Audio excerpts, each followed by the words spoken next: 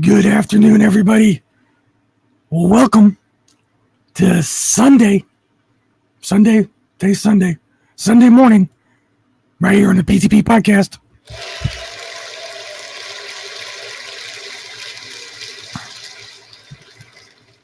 Hello, zombie.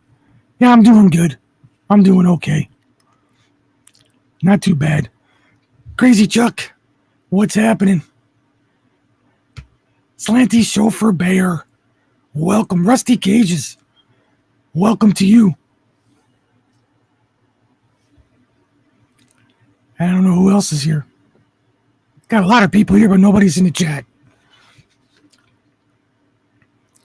Yeah, so we don't have a whole crap ton to go over today, but we do have some substantial stuff to go over. When I got up and started looking through some of the articles, I got some interesting things to talk about. Hello, Mayor, over on the YouTube. Welcome to everybody on the YouTube, D-Live, and the X. Yeah, welcome to you guys over there. Sunday fun day, exactly.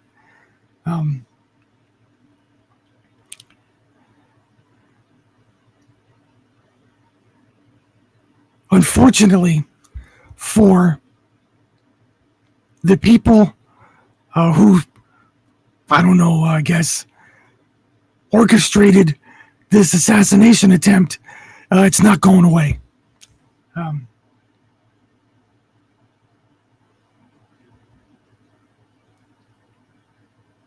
Oh, well, that's good to hear, Slanty.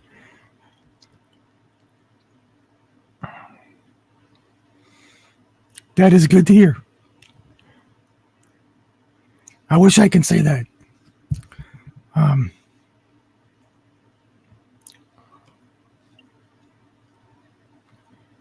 Yeah, there are some crazies out there, but well, we got some interesting stories to talk about. So anyway, welcome to everybody, all the lurkers that are hanging around. Hope you're having a good Sunday so far. Yeah, that's about it. That is about it. We're just going to hang out for a few minutes, let some people file in. Facts, not fear. Good afternoon. How you doing? And I'm not absolutely sure that we're going to be having a show tonight because I haven't talked to Mrs. PTP about it. What's the deal with the gray suit guy? What gray suit guy? Did I miss something, Adame? I don't know.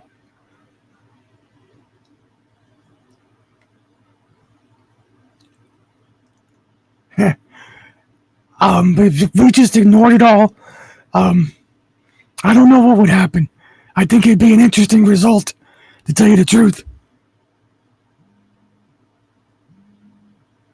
Filter Dog 1 with the can says FBI, FJB, FBI. I've just announced he's dropping out. Just as I was reading that, I got a notification on my phone. Let's see if that's what it says. No. Not yet. We'll see what happens.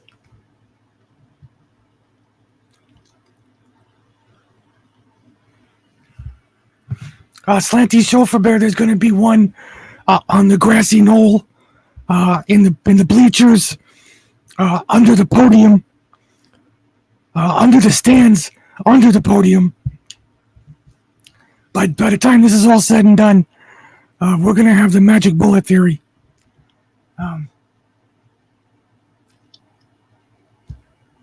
For Ron Johnson interview. Oh, I don't think I saw that interview, Adame. I'm getting a lot of alerts on my phone. Hold on. Oh, there it is right there. It just came over right now. Joe Biden drops out of 2024 race. Exit come amid growing pressure from top Dems. Wow. Well, that kind of screws up my whole show.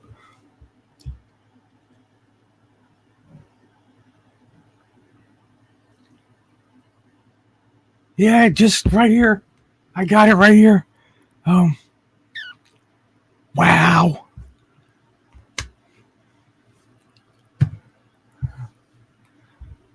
Well, what's up, Jason? Let me see something here. Oh no, I guess we can still do the show. Wow. Hello, Awakened Mom. How are you? Quilton on. Welcome. Hanging AZ. How you doing?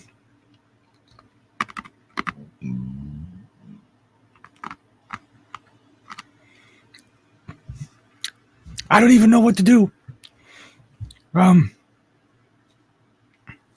That's something.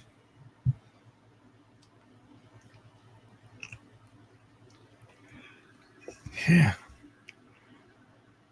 Now the question is, Rusty Cages, are they going to pass over Kamala for an open convention? That's something that I'm sure that the Trump campaign right now is formulating some sort of strategy about this. Not like they haven't started already, but we'll see.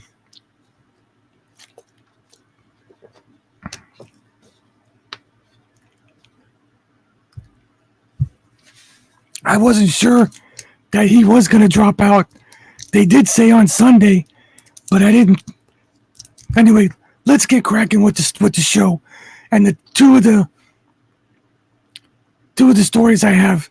You got to watch what these people are saying. So let's get cracking with this. First thing we're going to talk about is the attempt. Trump saying for the first time exclusively to Jesse Watters Primetime that no one warned him not to take the stage, even though they knew there was a threat. And it was this guy almost an hour beforehand. The Secret Service under mounting pressure following the assassination attempt of former President Trump on Saturday. 1 week later, we still have very few answers about the shooter, the motive, and the stunning security lapses. Something we have learned, 20-year-old Thomas Crooks likely flew over the fairgrounds in Butler, Pennsylvania, just hours before Trump took the stage in front of tens of thousands of people. Officials say the predetermined path suggests Crooks flew the drone more than once to scope out the event site. At least 4 congressional committees are planning to probe the security failures that allowed him to gain access to the nearby rooftop that he fired from. Republican Senator Josh Hawley says he's heard from multiple whistleblowers. The idea that you could have all of this time elapse and nobody notices, no law enforcement notices he's on the roof. Whistleblowers tell me that law enforcement were actually on different channels, different radio communication channels. There were multiple different channels and they weren't coordinated. We need answers. The director of the Secret Service, Kimberly Cheadle, expected to face tough questions when she testifies before the House Oversight Committee. And I'm going to tell you something right now. GT Mama, how are you? I can give a flying fortification about this lady testifying. I'm not going to run it on my show. I don't really care because it's going to be nothing but bullshit. There's people who are probably going to, listen to everything that this lady says and blah, blah. I don't care. I'm not going to waste my time or your time listening to that hearing, whether it's Monday or Tuesday or whatever. If I do a show those days, it's just going to be a regular show. It's not going to be anything with that lady involved. So it's just letting you know. What's up, Jim? Bob, Salty Nuts? How you doing? on Monday. Joining us now, Ohio Congressman Jim Jordan, and he's on the House Oversight Committee, and Iraq War veteran Congressman Corey Mills. Welcome, guys. Appreciate you being on. Congressman Mills, I got to think about you with your war background. You know this guy's suspicious. You keep him under surveillance for an hour, and then without a ladder, just getting on the air conditioner, he hit a gun earlier, it seems. He gets on top of the roof and starts firing as soon as he gets discovered and hits Trump in the ear, kills and wounds 2 others. From what you know a week later, what have you concluded? Well, look, Brian, the bottom line is that we need to do a full J13 commission where we investigate not only to pull the advance plan and where they set the perimeter lines, but what was the security plan? Why wasn't there a central emergency communications channel for every single one of the law enforcement officers there, from local to coordinated agencies to the Secret Service themselves? Why didn't we have someone pre-stationed on that roof knowing that it's 160 yards completely adjacent to the stage with a clear line of sight? This is I just want everybody to remember that in 1963, John F. Kennedy was assassinated, apparently from a guy in a building with a $20 rifle, hitting a moving target 3 times. And we still haven't figured out what the fuck happened with that. It's been, I don't know, 100 years later, and we still haven't figured it out. So, talking about this catastrophic failure of this, that, or the other thing, and having hearings and blah blah blah blah blah, is gonna have the same result. Hello, Helen Dixon.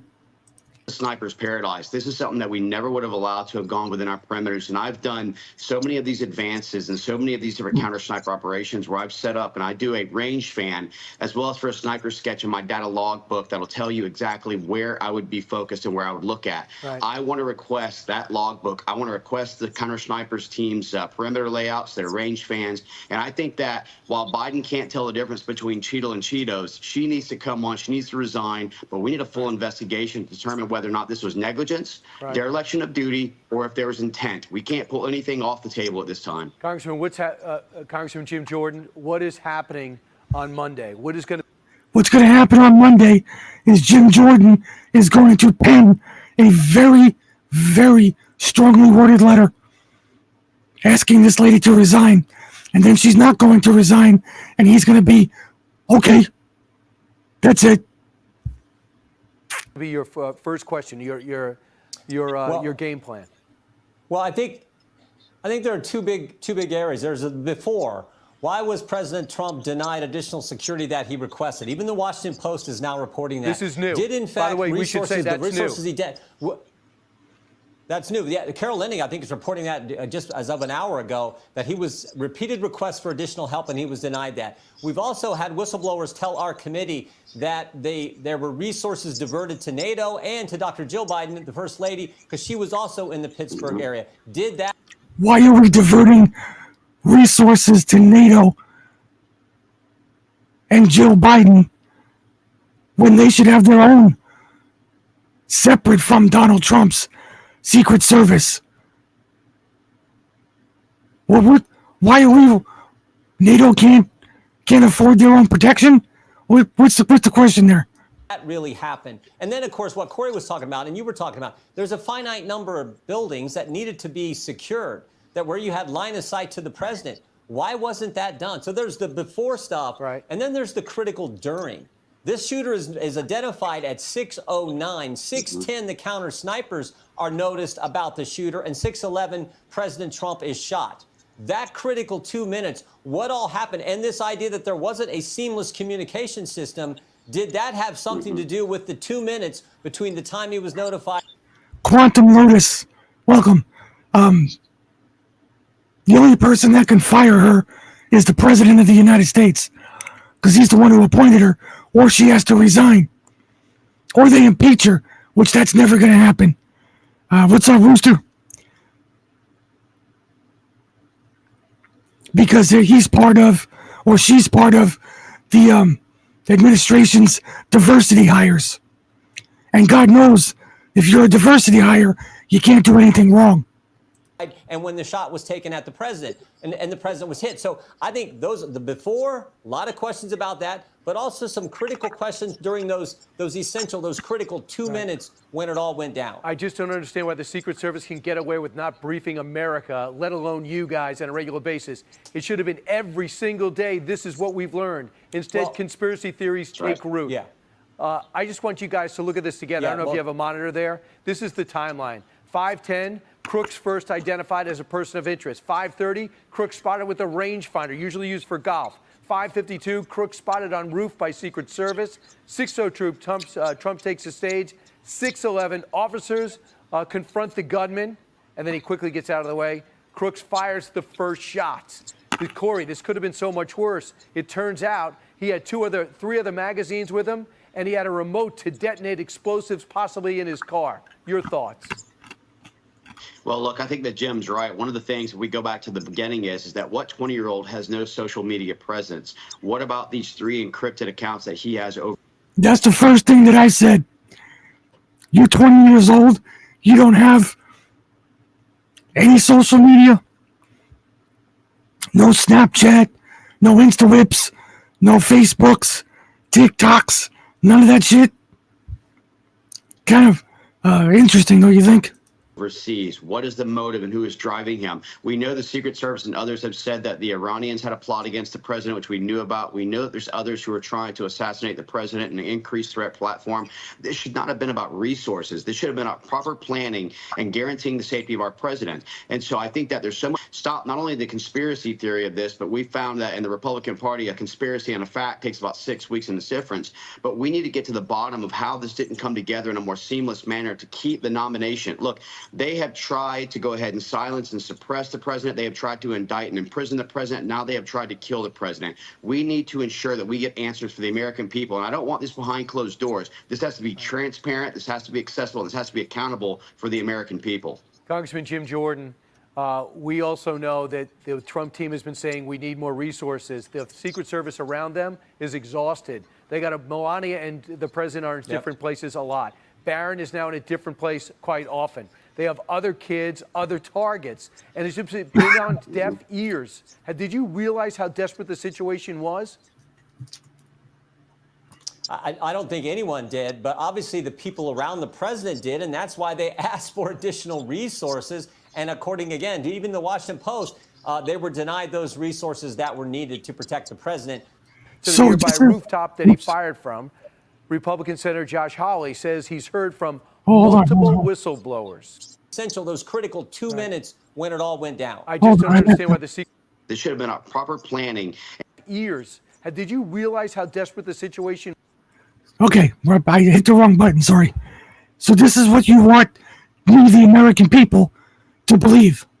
That the United States government, that we put umpteen zillion dollars in taxes to, who has a constitutional obligation to protect current and former presidents. Meaning, right now, Jimmy Carter, who can't sit up, eat solid food, and is on his last leg dying, God bless him, still has Secret Service protection. And so does his family. Along with Bush, Obama, Clinton, what else? Who else? Joe Biden, all their families. You're telling me that we couldn't provide or afford adequate Secret Service, that they were exhausted because we couldn't provide enough protection? That's what they want me to believe. Our federal income taxes are ridiculous. And we can't afford to pay to protect our presidents, former presidents, and his wife and children. I find that repugnant to even say that. Was? I don't think anyone did, but obviously the people around the president did, and that's why they asked for additional resources. And according, again, to even the Washington Post, they were denied those resources that were needed to protect the president. So this is, I think, an important line of questioning that will happen at Monday's hearing with Director Cheadle. Wednesday's hearing, we have Director Wray in front of the Judiciary Committee. I think we'll have all kinds of questions there as well. And then we want to get an update on what's happening, because the FBI is now the lead agency in investigating what took place here. So, Congressman Mills, this should be bipartisan. Do you know who's also on that list? President Biden. Looks like A.G. Garland was on that list. This should not be a partisan situation. Have you gotten any calls of concern from your Democratic colleagues?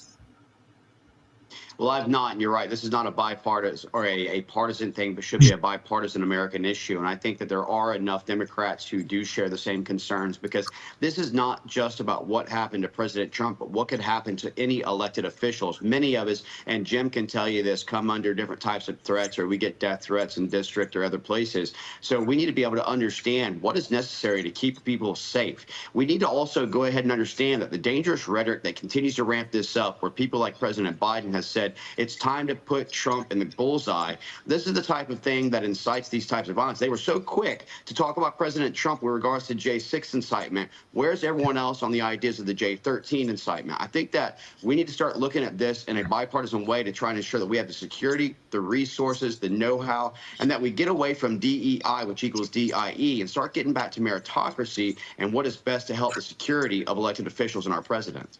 Congressman, are you worried, Jordan, are you worried that there are going to be so many investigations, nothing's going to get done?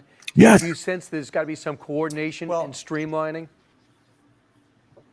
The speaker's announced that he will form a task force in a bipartisan way to look at this issue. So I don't know about you, but the Speaker of the House, Mike Johnson, forming a task force makes me feel a lot better, knowing that he's going to start doing something about it.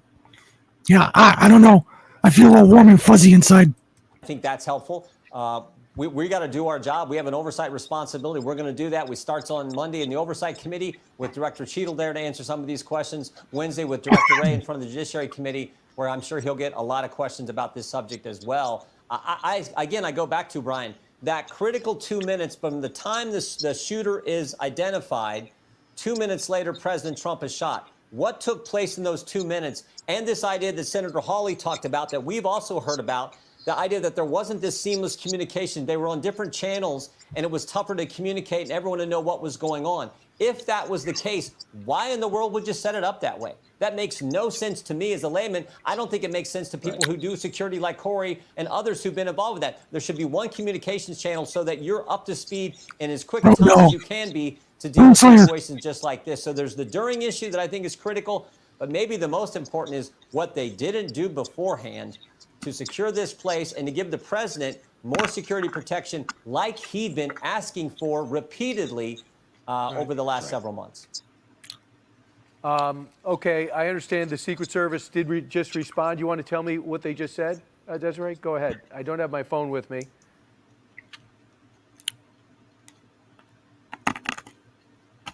Right.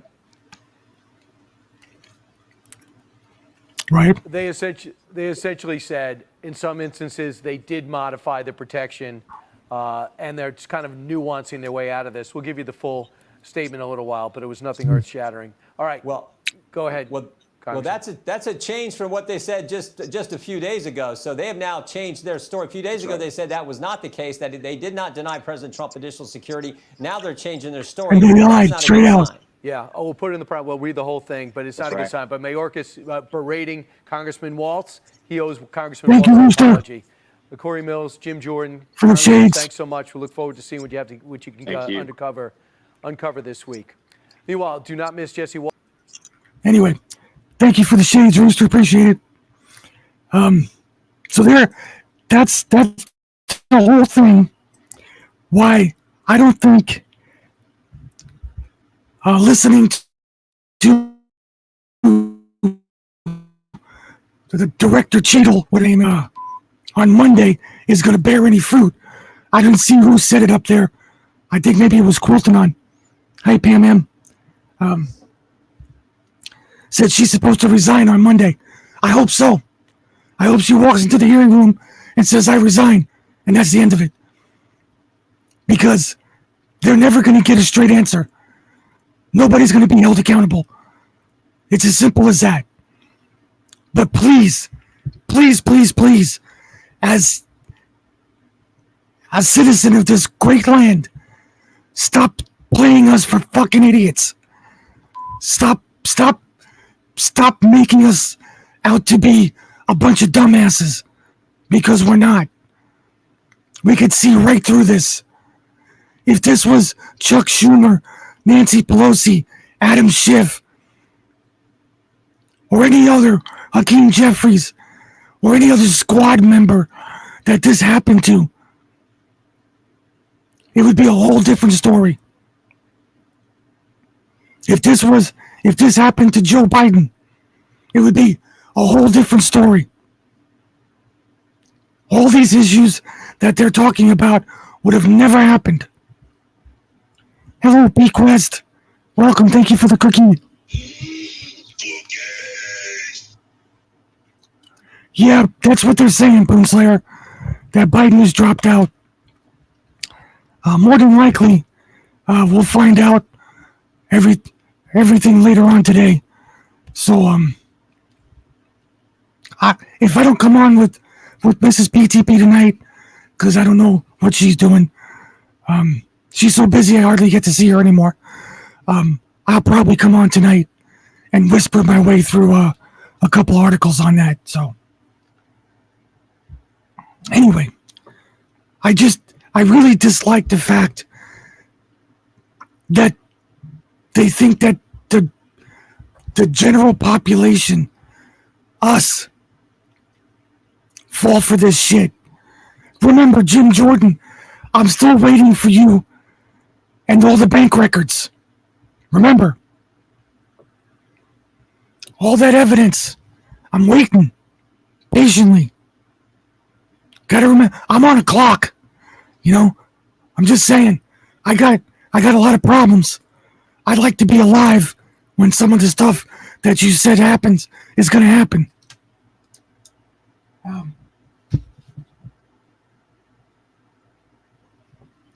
And like I said, as far as the Secret Service not having enough people is a crock of bullshit.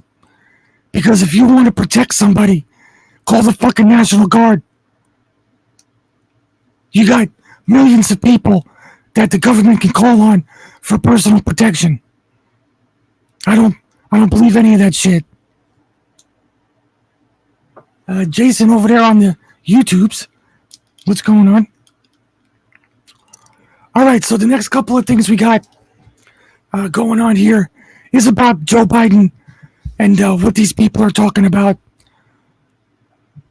him backing out and stuff like that. So, if you can, hit the red pill for me.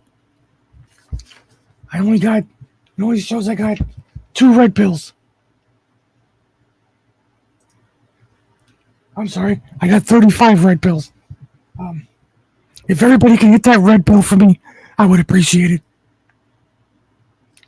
And thank you guys for all the pills, the gold pills. Keep those coming. That's what funds this fiasco. That's what keeps me in candy, so I can at least whisper to talk. So, anyway, let's move on to the second debacle we have here. Before we begin, we know the president is still self-isolating with a COVID infection that has kept him off the campaign trail this week. What can you tell us about how he's recuperating, and have you had the chance to talk with him? Thank you so much for having me, Rev. What's up, there Nova? was a statement that was put out by his doctor yesterday making it clear that he is doing well, and I know for a fact that he is ready to get back out there on the campaign trail, talking directly to voters, taking his message out to the people in this country. By the way, this clip from MSNBC was from this morning. So it wasn't until we found out on the show right now that he was dropping out. So everything that this broad is saying, she has no fucking clue about anything. She's making it up as she goes along. Yeah, it's obvious now.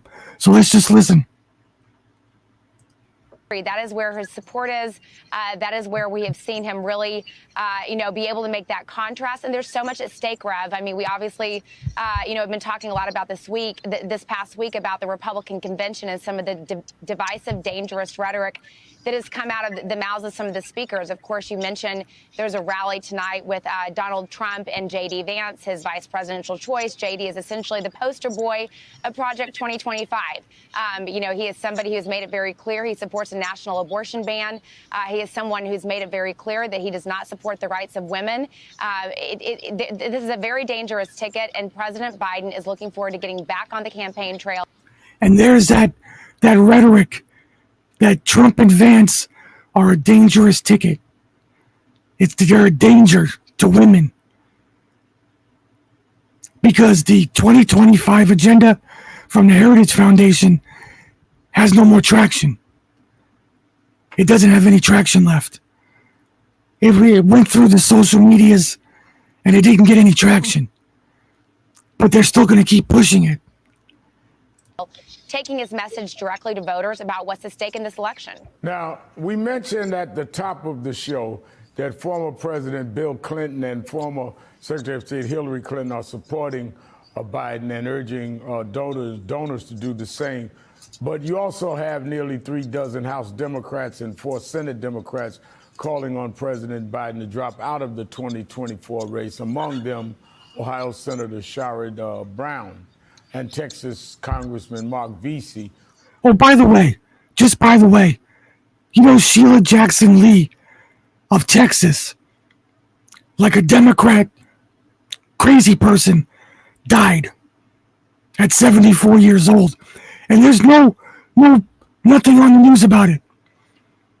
She was a representative of Texas. She died a few days ago, and nobody gave a shit. Just thought I'd throw that out there. Who's the first defection from the Congressional Black Caucus?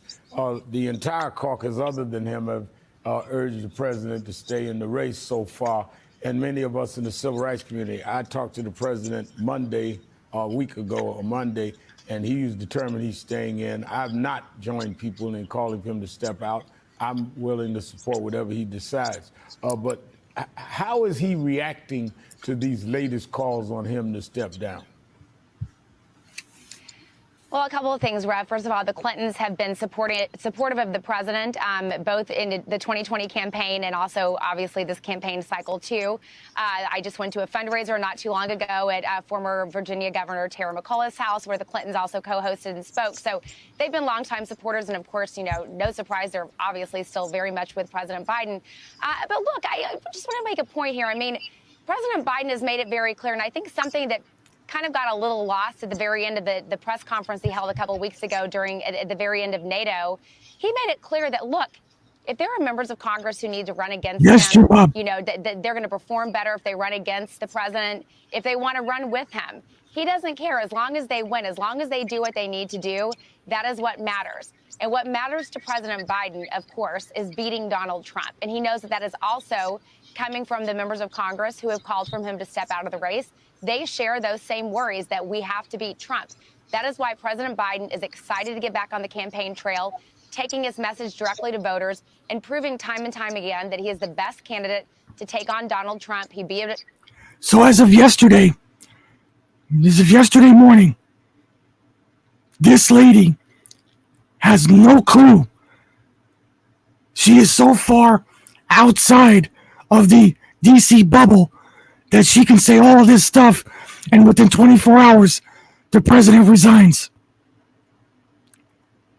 That should tell you a lot about the mainstream media and what these people they call pundits get paid to do. Beat him in 2020. He's going to beat him again. And by the way, Rev, you know this very well because you and I have talked about this a lot on your show and on Morning Joe. We've talked a lot about what President Biden has done for the American people. He's created over 15 million jobs, 800,000 manufacturing jobs, passed 4 major economic bills, put the first black woman on the Supreme Court, relieved student loan debt for millions of Americans. The list goes on and on. He's done a lot for the American people, and those are proof points to make it clear that he will get a lot done in his second term for the American people, and he wants to get back out there on the campaign trail and make that case directly to voters. No, and that is a concern of a lot of people, including me. He has done a lot, but how do you preserve that and move forward? Because there's still more work to be done, and how that's best done is the only discussion I think that is credible, rather than all of this back and forth. But with President Biden sidelined from campaigning this week, Vice President Kamala Harris has been on the trail, talking earlier with donors in Massachusetts and raising $2 million, according to the campaign. So that's a great question, right? DeKalb puts in there, what about the 81 million voters? So if Joe Biden truly has dropped out of the race, he just took democracy with him. Because these people, like, say, Whoopi Goldberg and her cackling yentas on the view there, they say it doesn't matter if he can read a sentence or shits himself. We still want him as president over Trump. You just disenfranchised 81 million voters by taking away their democracy to vote for the candidate that they want. Wow, what does that say about the Democrat Party? Good point there, DeKalb. And you talk about the role the vice president is playing right now. Yeah, she's playing the same role, Rev, that she's played this entire time. They have such a great partnership. She's been an incredible surrogate on the campaign trail, traveling across battleground states, and she'll continue to be doing that. She's obviously in P-Town, very excited crowd there. I've been talking to a couple of campaign staffers who are there, and they say the energy is electric in the room for the Biden-Harris ticket. But this is exactly what the I heard that too, doing. They have such a great partnership, such a great friendship. You can't imagine really a better duo that is out there together on the campaign trail, and also a better duo to really take the message directly to the voters about what's at stake in this election, how dangerous Project 2025 is, you know, the limitations that would be put on women if Donald Trump stepped 1 foot back in that White House. It's terrifying to really think about. And the vice president is an incredibly effective messenger, you know, especially when it does come to women's reproductive health, which is one of the top issues that is driving voters in this election cycle. Yeah. So I'm sorry, but what would Donald Trump have to do with women's reproductive rights? 2 years ago, it went back to the states, which means that the federal government doesn't have a say in women's reproductive rights as it should be. So, is it really that dangerous if Trump gets into office for women's reproductive rights? Or maybe it's just me and I misheard that wrong. Because it's the states that make the decision, not the federal government. But I guess if you're fear-mongering, that's what you do. she's continuing to do what she's done all along, make the case directly to voters, and that's what you're going to keep seeing her do over the course of the next 3.5 months. I want to go back to something you referred to. Trump has distanced himself from the controversial conservative plan known as Project 2025. Thank you, Dr. The Chaser. platform assembled in part was from his own former White House staffers, Trump's White House staffers. And it plays like a wish list for Trump's potential second term, including the desolation of government agencies and the replacement of federal workers with Trump loyalists. Meanwhile, this week, President Biden laid out new proposals to curb rent increases and to expand the Supreme Court. Your thoughts on the contrast between what Trump people are putting out and pushing, and I might say J.D. Vance is a big proponent of the Project 2025, and what President Biden is putting out this week in terms of rent and other things that affect people in the country. You know, Rev, you've heard me say this a number of times on your show, that the contrast could not be more clear, that Joe Biden is fighting for working families and to make their lives better versus Donald Trump, who is fighting for to seek political retribution. And by the way, That was one of Joe Biden's things that he wanted to do in his second term, was put a cap on how much people can raise rents. Basically, rent control the whole country. If you can think of a better way to destroy an economy, a real estate economy, which there's very few people who will own the type of real estate that this can affect, like BlackRock and Vanguard and State Street. It would devastate these companies. And then you wonder why the funding for the Joe Biden campaign dried up. Just saying, it's not rocket science to figure that shit out. Fighting to keep himself, frankly, out of jail. You know, he's now a convicted felon 34 times. That was not the case in 2020. He is making it clear where his priorities stand. That is one of the reasons why he's running for president again. But when it comes back to Project 2025, I mean, I think this is why we're talking about it so much on the campaign, because it really would, if implemented, even if part of the agenda, Rev, were implemented, it would have such a dangerous impact on the lives of the American people. As you mentioned, part of what this agenda entails is essentially gutting the federal government and putting people in the federal government that would do Donald Trump's bidding. You know, one of the great parts of living under a democracy is having a system of checks and balances in government. Yeah. Project 2025 is set up so that there wouldn't be a checks and balances. So Donald Trump could literally do whatever he wants to do in the White House. Does it matter? The Supreme Court already gave him presidential immunity. So what's the big deal? Right? He already could do whatever he wants. Just like when that little Harry Sisson guy said that Joe Biden can get SEAL Team 6 to take out his political opponents, that it's under presidential immunity. So what difference does Project 2025 have to do with anything? We also have to make it clear, Rev, that there is a very decent chance that the next president of the United States will be able to pick 2 Supreme Court justices on That's a good question, Jim. A couple justices retire. That's also something that we have to keep in mind. If we think the court is weighted against the American people now, think about how much more it would be weighted if 2 more conservative justices were put on this court, especially young justices that could serve 40 or 50 years potentially on the court. So there's a lot at stake here. You know, Joe Biden, as you mentioned, putting out policies to reduce rent for people. He's always thinking about ways they can make the lives of working class people in America better. Yeah. That's what Joe Biden is all about. There's a lot of people who know him as President Biden. There's a lot of people out there who know him as Joe Biden, who's fighting for me. And that's why he can't wait to get back out there on the campaign trail and really make that contrast and take this message directly to voters. I have to ask you this. I'm out of time, but as I mentioned, former President Trump and J.D. Vance are about to take the stage. In fact, here's Vance live on that stage right now in Grand Rapids, Michigan, for their first rally as a president. Like I said, less than 24 hours While ago. the Trump campaign continues what it considers to be minority outreach, one thing that Vance does not bring to the ticket is diversity. Can these 2 right-wing white men speak to the future of all America? Hold on a second.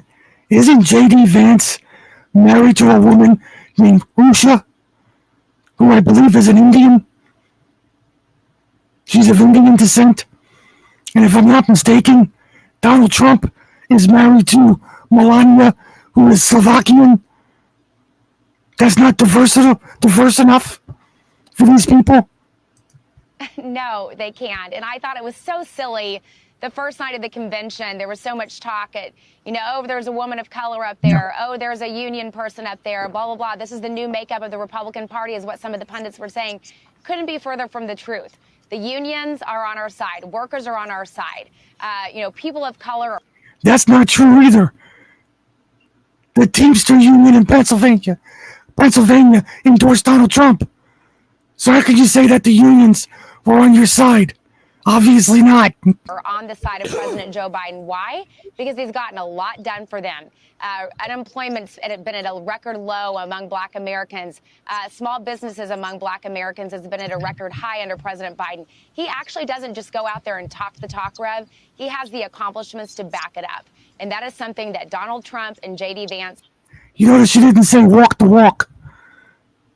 He doesn't just talk the talk. But she didn't say walk the walk because it would be shuffle, more like shuffle the, without trying to fall on his ass type of thing. Cannot say. All right, Adrian Elrod, thank you. So, with all the information that these people have, she didn't foresee this coming. Right? She didn't foresee any of this coming. That Joe Biden was going to drop out. I wonder what she's doing today. And if she's going to go back on Sharpton's show there and say, well, shit, I didn't see that one coming. Gladys, welcome. Thank you for the can.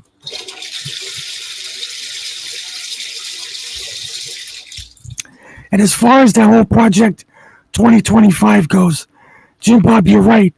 It's been around for probably a couple of years, and nobody said shit about it. But when you need to gin up fear, you got to use what you got to use. I'm guessing. So that's pretty much what this is they're saying that former Trump staff members made this agenda up. So, who cares? Do we need to get rid of the FBI? Yes. Do we need to get rid of the CIA? Yes. IRS? Yes. Smaller government? Yes. Why is that agenda so bad? So, anyway. And Reverend Sharpton there, Reverend Al Sharpton, is such a racist poverty pimp that he can't not help but keep race out of it. It's embarrassing because that's the people like him who keep this racial divide in this country alive.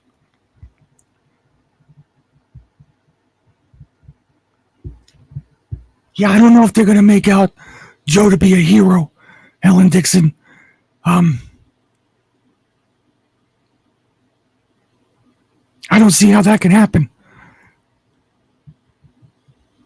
If you look at all the policies that he supposedly passed, hardly any of them has come through yet. They keep saying that he did all of these great policies, but some of them don't take effect until March, April, May of 25. So I don't know how that's going to be. Yep. What's up, Eric? 17 Eric. All right, let's get to the last thing we got going today. Once again, thank you guys for hitting that red pill and all the gold pills. Thank you so much. And everybody over on all the other platforms, thank you for hanging out. Let's get cracking on this last one. The state of the race, we're joined by ABC News political director Rick Klein and Martha Raddatz, who will be hosting This Week later this morning. Good morning to both of you. Rick, let's start with you. We have this new ABC News Ipsos poll out this morning. How have the numbers moved since the assassination attempt on Trump? Good morning, Whit. Yeah, this poll with Ipsos picking up a definite bounce for Donald Trump in the wake of his convention and the assassination attempt. His approval rating up to 40%. That's up sharply since a month ago. It's also the highest it's been in 4 years. It's still not great, but it's certainly significantly better than it was. And meanwhile, Joe Biden's approval rating about where it has been for a long time in the low 30s. In this poll also, Whit, people are more likely to think Donald Trump better suited than Joe Biden to unite the country going forward. So, and what are Democratic voters, though, saying about whether they want Biden to stay in this race?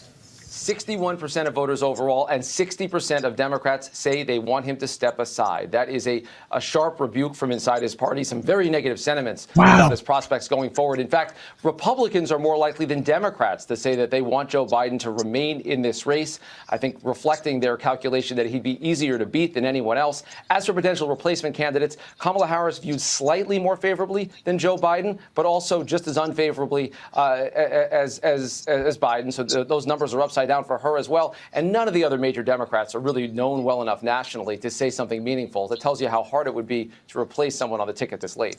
All right, Martha, let's go to you on this because Biden expected back on the campaign trail this week after he recovers from COVID. How high are the stakes for him now just weeks before the Democratic convention?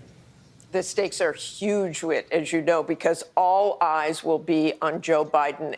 Every move he makes, everything he says, and recovering from COVID, they say he still has a cough. This is going to be a rough week, and he really has to prove himself because time is running out. The convention is about 3 weeks away. So here's the funny thing. The convention is 3 weeks away. They have to nominate somebody at the convention. They have to.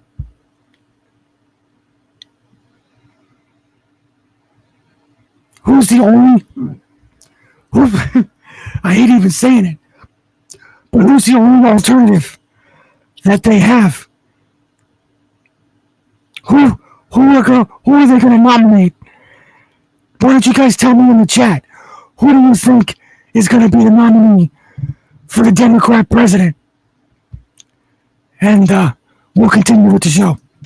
Whether Joe Biden will be the nominee or not, we don't know. With growing movement, more than 35 Democratic lawmakers saying it's time to go. He also this week has Benjamin Netanyahu in town, so he wants to show his foreign policy chops. But we'll see what happens. And you were also at the Republican National Convention. You're interviewing House Speaker Mike Johnson later this morning. How does the addition of J.D. Vance to the Trump ticket change this race in any way? Well, you certainly have someone younger. He's about half the age of former President Trump. And obviously, he's from Ohio. They want help in that Rust Belt. They think J.D. Vance can help deliver that. What? Martha Raddatz and Rick Klein, thanks to you both. We appreciate it. And a reminder, tune into This Week later this morning. Martha speaks with House Speaker Mike Johnson about the state of the race less than 4 months from Election Day. Plus, Martha interviews Independent Senator Joe Manchin and Democratic Representative Ro Khanna about what's next for President Biden. So, what's up, Duppy? Yeah, I don't think they have to have somebody already in place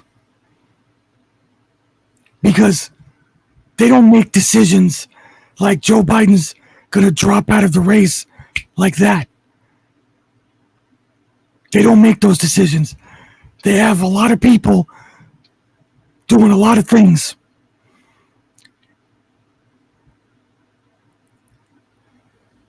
Hillary Clinton couldn't beat Donald Trump.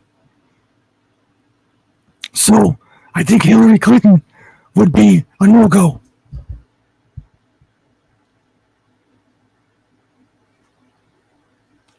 I don't know, DeCobb, I really don't.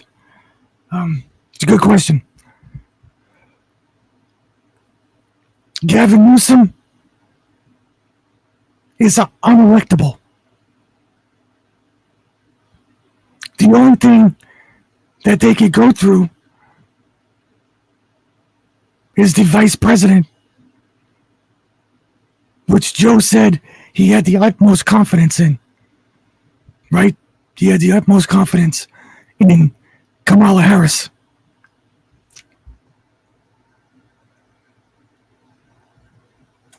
I don't think Jim Bob or Duppy, in all seriousness, because we've been going around and around with this for a year, Mike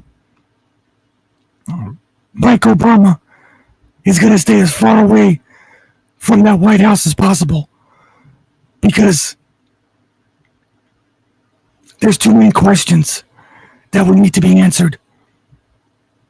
and they're not going to answer him. So I don't think that Mike is going to be a contender.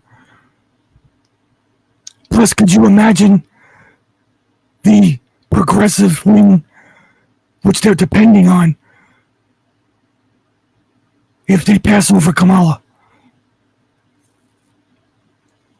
It's just very hard to predict. What's up, Ice Cry Not? It's extremely hard to predict what's going to be happening within the next day or so. Because, like she said, you got 3 weeks until the convention. That's not a long time. That is not a long time. And if the poll numbers show that Kamala Harris is lower than Joe Biden, and that's an ABC poll, and Joe Biden just quit, come on.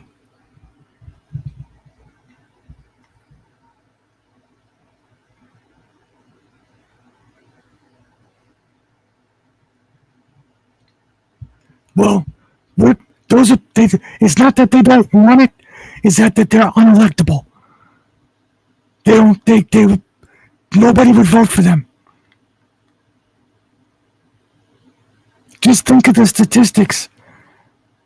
Just during COVID alone, that the Trump campaign would put out on them would make them unelectable. Look at California right now. Imagine Gavin Newsom trying to pass gas tax increases on a federal level like he did here in California. Unelectable. So, anyway, let me see. Like I said, I didn't have a very long show today. Just about an hour. So, I am hoping that tonight I will be back with Mrs. PTP, but I have to actually talk to her first, see what she's doing. If not, I'll probably be back tonight talking about Joe Biden's dropping out of the race one way or another. We'll see what happens. So with that being said, thank you guys over on the YouTube, the D Live, and the X for hanging out and all the comments. I appreciate it. If anybody donated through the Cash App, the Venmo, or Buy Me a Coffee, and I didn't see it, I'll see it, and thank you very much. And of course, on pill.net, thank you for all the gold pills, red pills, blue pills. And I'll see everybody tonight, one way or another. Hopefully. So until then, there's probably going to be a lot of people on shows right now scrambling for information. We're going to see what's going to happen. So we'll see you tonight. Have a good one. Bye-bye.